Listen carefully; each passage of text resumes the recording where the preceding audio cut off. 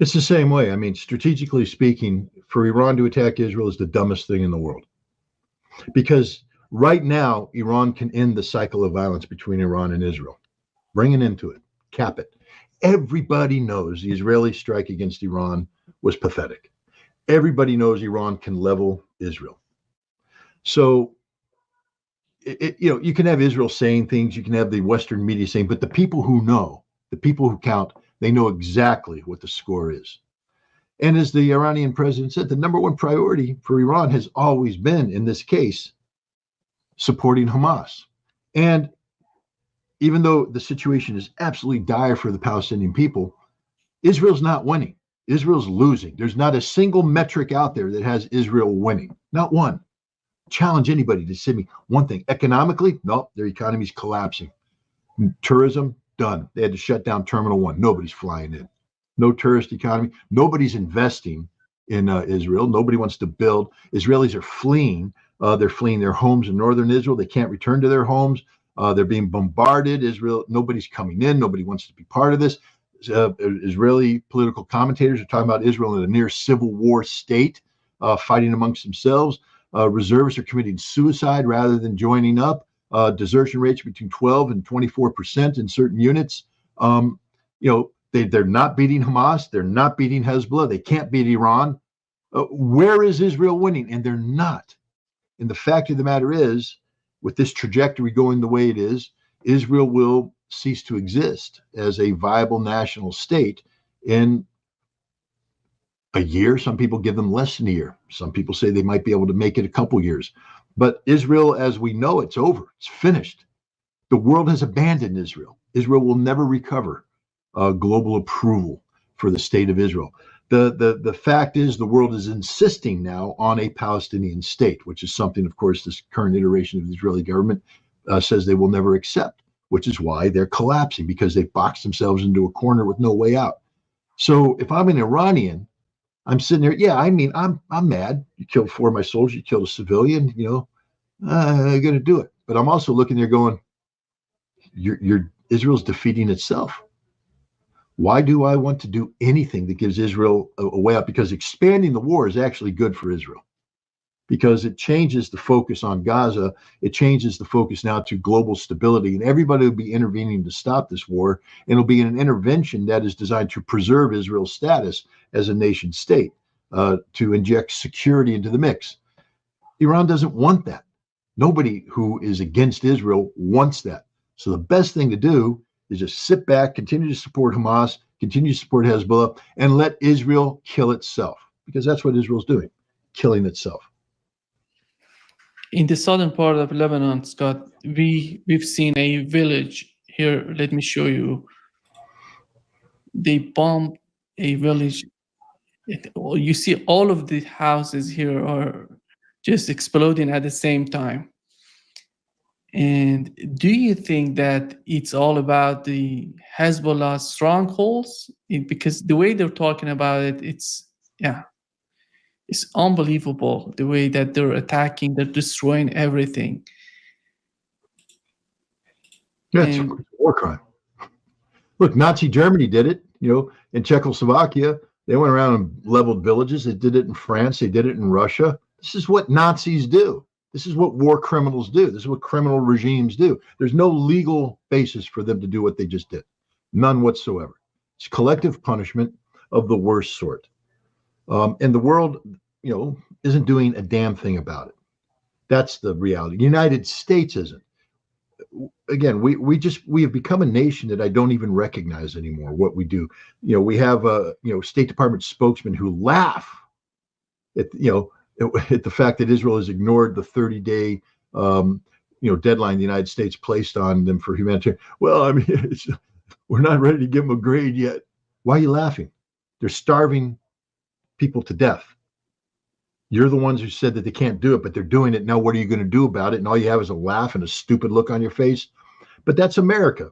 We're a nation that laughs and has a stupid look on our face. We're letting this happen.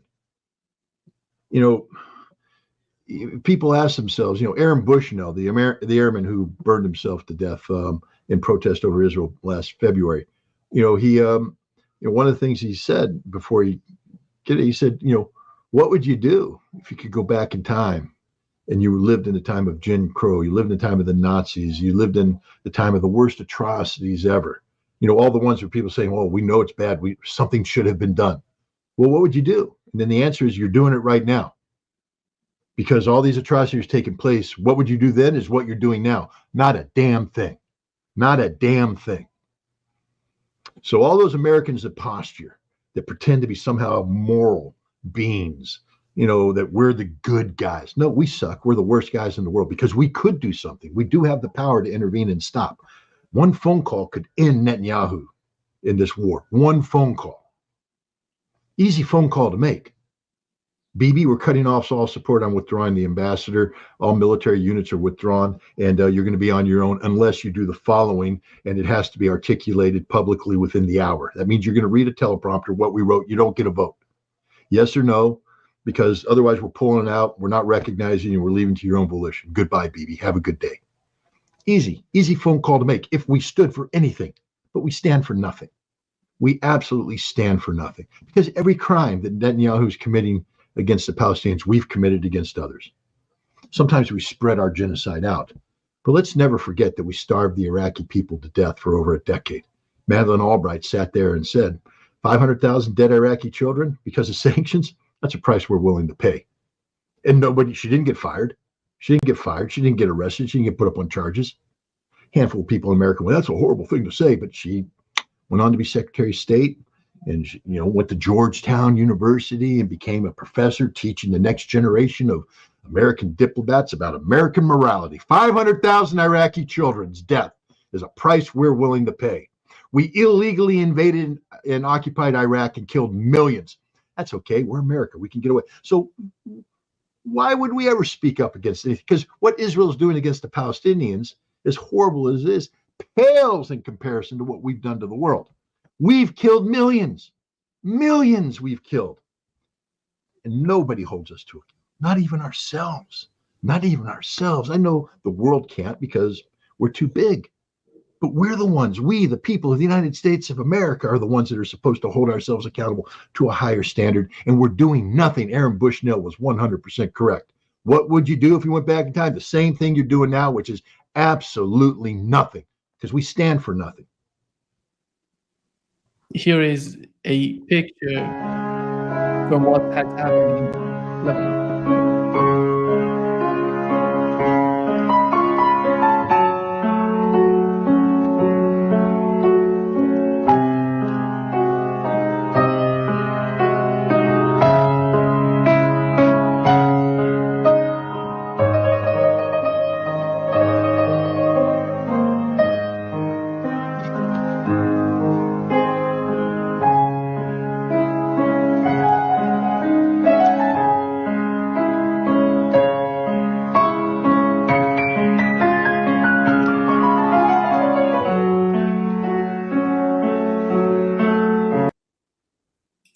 They destroyed the same building. I remember the pictures from that movie, Scott. It's the same. When you look at it's the same.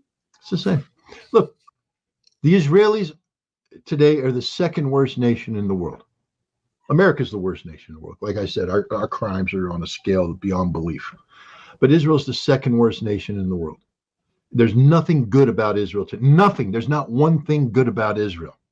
You can't name one. They allow this to happen. They are literally a walking, talking, meme generating machine, and all the memes are Nazi related. Every photo you see of Israeli troops walking through Gaza, you can find the Nazi equivalent of the German troops walking through destroyed Russian cities, rounding up the Palestinians. They round up the Jews. It's the same thing, the same mindset, the same crimes that are happening. But we're letting it happen. We could stop it. We, the United States, could stop this instantly. And we ought not to. Remember, it's a choice. It's not that we're powerless to do anything. It's a choice we've made. The American people are paralyzed right now. There's a handful of people who are bravely out there protesting in favor of Palestine, but they're derided by both sides. Derided. Donald Trump calls them terrorists. Donald Trump, he's the guy. I am Iron Man. I mean, again, remember, for the one thing that he might save us all, he's a moron on everything else. He assaults free speech. He claims that he's going to defend free speech. He claims he's going to do it because, he has himself been subjected to attacks about free speech. And yet he says, if you demonstrate in favor of Hamas, he's going to deport you. Wait a minute. That's hate speech. Well, hate speech is free speech, Donald. I mean, this is the problem when you elect a moron to be president. He doesn't know the Constitution. He doesn't know anything about the Constitution. He couldn't tell you what the hell is in the Constitution. I would love to be a fly on the wall when he interviews Supreme Court justices to see kind of stupid, inane questions he asks them about the Constitution. We've learned that Israel is pulling several brigades out of the southern part of Lebanon after destroying these dozens of towns in the southern part of Lebanon. Do you think that, are they sending these people just to take some rest, or they're going to continue with the same kind of mindset, again, sending more forces to the southern part of Lebanon, or they're changing their strategy in the southern part? Sounds to me like Israel's been beaten. They were supposed to have advanced 20 kilometers deep, taken all this territory, kicking Hezbollah's butt. And Hezbollah's standing fast. Israel's taking a pounding, and they're pulling out. If you want to watch more Israeli soldiers commit suicide, pull these brigades out and tell them, now you have to go right back in and fight over the same terrain that you just left. So you're not pulling the Israeli troops out to send them back in. Pulling them out because you lost. You lost. They haven't been engaged that long. I mean, this is the problem with the Israeli military. They don't know how to fight. They don't know how to do campaigns. They are geared towards short, sharp conflicts. In, mess it up, get out. But to have an actual grueling campaign where you have to slog it out, dig Hezbollah out of there, foxhole by foxhole, tunnel by tunnel, pound it out like we did. Go back and study the Italian campaign. When the Americans were in Italy and fighting the lead up to Monte Cassino, and the kind of fighting was taking place in the mountains, in the hills, in the valleys of Italy. Bloody, bloody fighting. Israel can't do that. Their military isn't geared towards that. They would collapse in a heartbeat because they can't take the casualties. They can't absorb those casualties and survive. A real military can take a licking and keep on ticking. It's not a good thing, but you take the United States Army, take the United States Marine Corps, put them in a situation like that. We don't quit. We just keep going, keep going, keep going, keep going, keep going until the mission's accomplished. And there's a lot of dead bodies back there, ours and theirs, but we will accomplish that mission. Israel can't do that. They're in there right now. They're crying. This is an army of men who weep at funerals. That's not a crime to weep at funerals, but this is a very emotionally demonstrative group of people. They can't handle the losses. They can't go, too bad, we lost Sergeant Smith today. We'll have a ceremony for him later, but then, boom, we move on, keep on with the mission. Or sometimes you don't get Sergeant Smith back. Sergeant Smith was blown up in a foxhole, but you keep advancing and somebody else has to recover that body, because it's war. But no, the Israelis, everybody has to be pulled back. There's a big funeral, wailing, gnashing of the teeth, pulling of the hair. Societies can't survive with that kind of with that kind of pain and suffering. I think the main goal, as I mentioned, from Iranian position and from Lebanese people, from Hezbollah, is what's going on in Gaza. It's unbelievable, and nobody knows what would happen in the aftermath. And when we discover how many people were killed, were murdered, were assassinated in Gaza by starving the people, bombing the people, and all of these type of torturing people of Gaza. You think it matters? How many? You think people care? You think people really care? I'm not talking about the superficiality of it. Oh, I care. Oh, it's horrible to see another dead body of a dead Palestinian child. Oh my God, it's horrible. Nobody's doing a damn thing. Nothing. Zero. Nobody cares. We get, people get emotional about it for a moment. They don't care. If you cared, you'd mobilize, go over, cross the line of departure, and bayonet to death every single Israeli soldier committing these crimes. That's what you would do if you truly cared. We don't care. Nobody cares. Hezbollah cares. They're making sacrifice. Hamas is fighting like, big fight. But we can't even speak about Hamas in a normal fashion. Piers Morgan will say, well, do you condemn Hamas?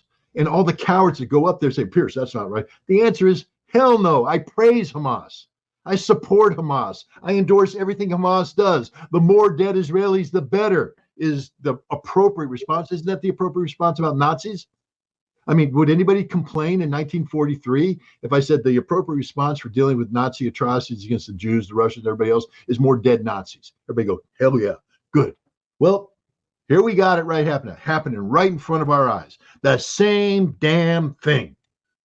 There's no difference between the Israelis and the Nazis. None. Listen to the rhetoric of the Israeli politicians. We ignore it, but it's there. They say it broad, straight up. These are animals. Slaughter them. They're talking about starving them to death. You have Israeli generals driving through talking about committing crimes, and nobody's doing anything. Nothing.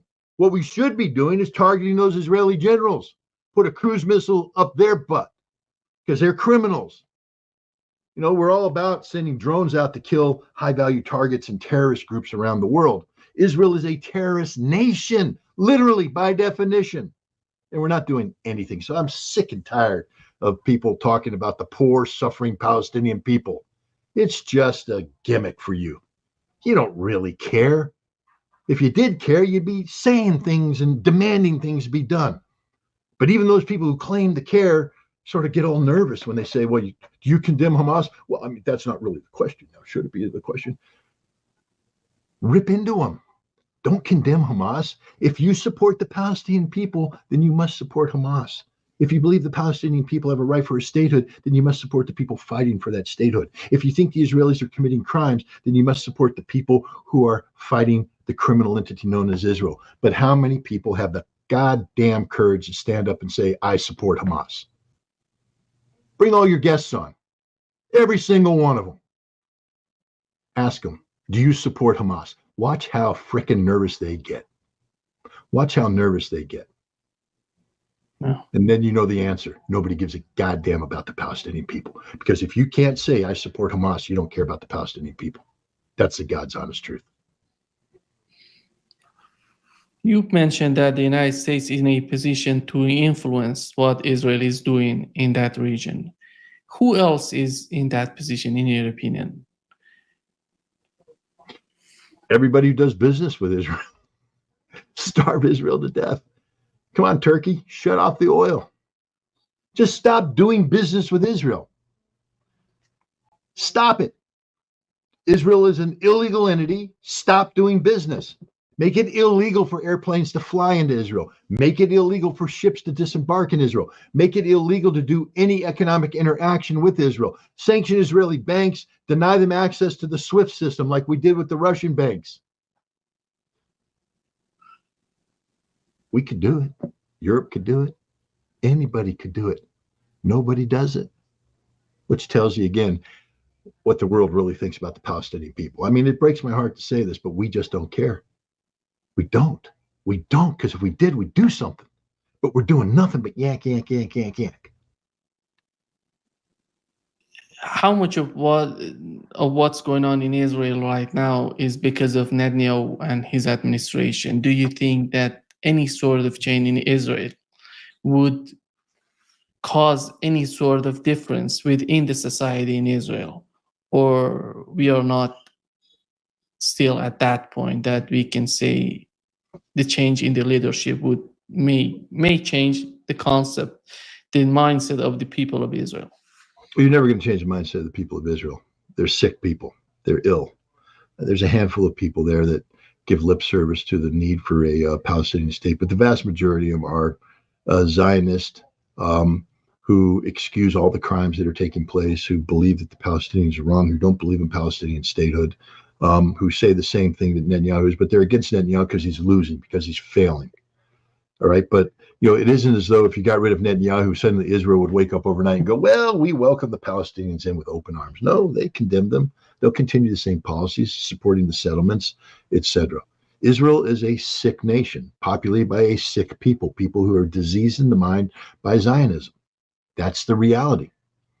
It's the sad reality, but it's the reality nonetheless. This isn't the days of Yitzhak Rabin, where you had a significant percentage of Israelis who were willing to consider peaceful options, the existence of Palestinian state, as necessary.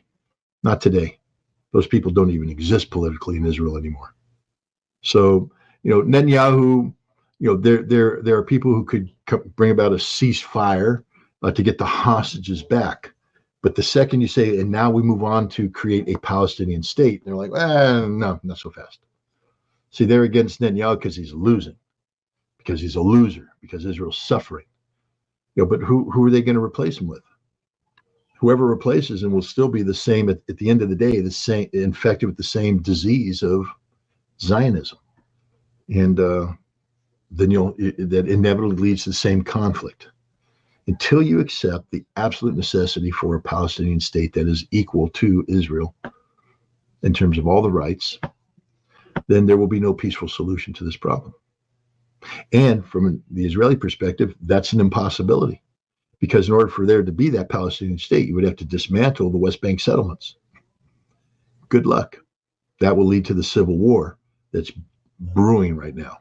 Israel can't survive. Israel has boxed itself into a corner. There is no getting out of this alive. That's the harsh truth. Hello guys, welcome back to my channel. Today I am back with another new video. In this video I have started playing BGMI game play. So guys, if you are like this type of gameplay video or what related content, then you can subscribe my channel, because basically I wish to upload what related content in this channel. So now we are landing beside the warehouse, where all teammates are landing on beside the warehouse. But I think there is an enemy has already landed, and they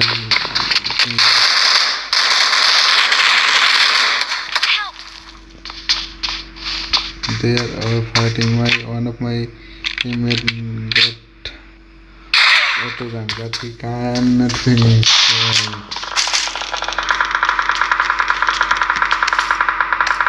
Now one of my teammates is still alive. So keep watching my channel.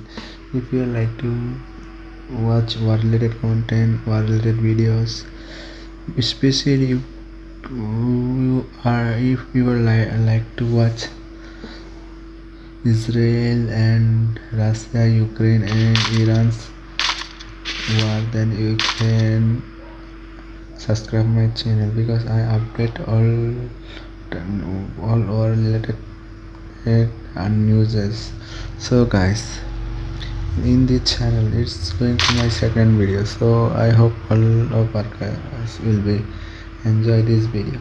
If you are really enjoy this video, then you can subscribe and you can press the notification icon for future updates. Now what's hot is describe our